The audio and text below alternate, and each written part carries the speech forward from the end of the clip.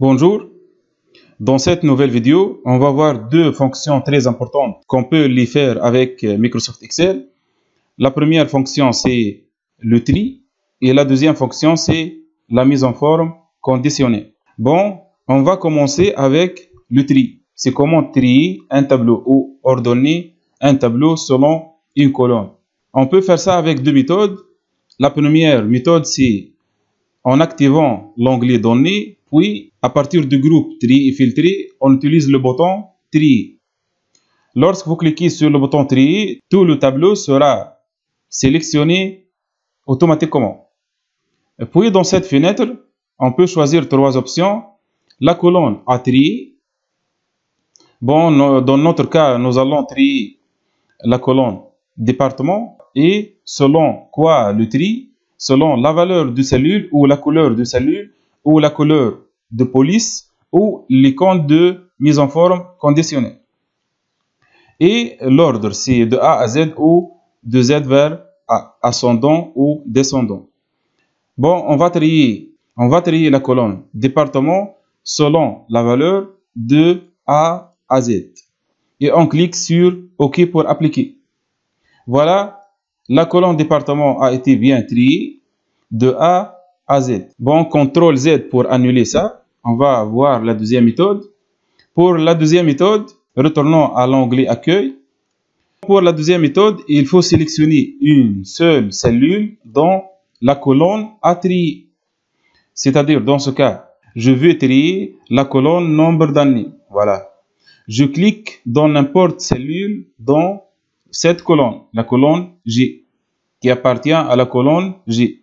Et puis, dans le groupe édition, je clique sur le bouton trier et filtrer. Il y a deux options de tri, tri ascendant de A à Z ou descendant de Z à A. Je choisis par exemple de plus petit au plus grand. La colonne nombre des années a été triée, comme vous voyez maintenant. Bon, avant de passer à la deuxième partie, c'est la partie de mise en forme conditionnelle, je vais annuler le tri. Voilà, comme ça. Maintenant, passons à la mise en forme conditionnelle. La mise en forme conditionnelle permet de modifier la mise en forme selon une condition. C'est-à-dire que la couleur ou la police ou les bordures ou n'importe quelle mise en forme d'une cellule change selon la valeur de la cellule. Si on change la valeur de la cellule, donc sa mise en forme change d'une façon automatique. Bon, pour appliquer la mise en forme, nous allons faire un petit exercice. Bon, nous allons colorer en rouge les nombres des années supérieurs à 10. Donc, je dois commencer par sélectionner la colonne G et éviter de sélectionner le titre. Touche CTRL, puis cliquez sur le titre pour désélectionner le titre. Maintenant, la plage sélectionnée commence à partir de A2 seulement. Puis, dans le groupe Style de l'onglet Accueil, je clique sur le bouton Mise en forme conditionnelle. Il est divisé en trois parties. La première partie, c'est pour les règles simples, et puis quelques règles prédéfinies, puis si on veut insérer une nouvelle règle. Bon, pour cette simple mise en forme conditionnelle, on va utiliser la première option qui est règle de mise en surbrillance des cellules. On va colorer en vert et en gras, par exemple, toutes les années supérieures à 10. Supérieures à, puis 10. Il vous donne ici quelques mises en forme prédéfinies. Remplissage rouge, remplissage jaune avec texte jaune foncé, etc. Si vous ne trouvez pas la mise en forme désirée dans cette liste, comme dans notre cas, vous devez sélectionner ou cliquer sur l'option Format personnalisé. Cette fenêtre s'affiche. Voilà. Nous allons mettre les nombres des années supérieures à 10 en gras. Donc, dans l'onglet Police, choisir gras. Puis, la couleur de remplissage est jaune. Si on change la couleur de texte à partir de l'onglet Police, c'est ça, rouge par exemple. Je clique sur OK, puis OK. Voilà, directement, toutes les cellules qui contiennent un nombre d'années supérieur à 10 ont été colorées en jaune avec la couleur de police rouge et le style gras. comme vous voyez ici. Voilà maintenant un petit test pour la mise en forme conditionnelle.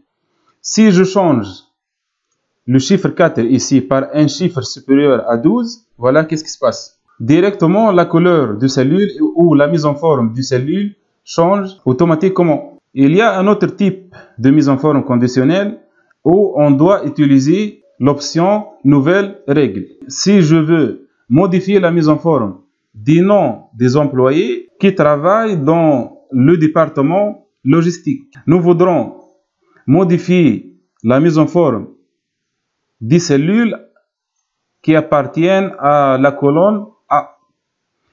Mais la condition selon la colonne B. Donc, il y a deux colonnes. Donc, dans ce type de mise en forme, on va utiliser deux colonnes. Ce n'est pas une seule colonne comme dans ce cas.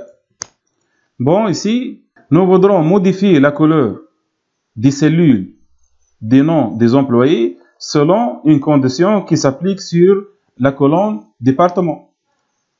Pour cela, on doit choisir tout d'abord quelle est la colonne à sélectionner. Bon, la règle est simple. Il faut sélectionner la colonne qui va être modifiée, tout simplement.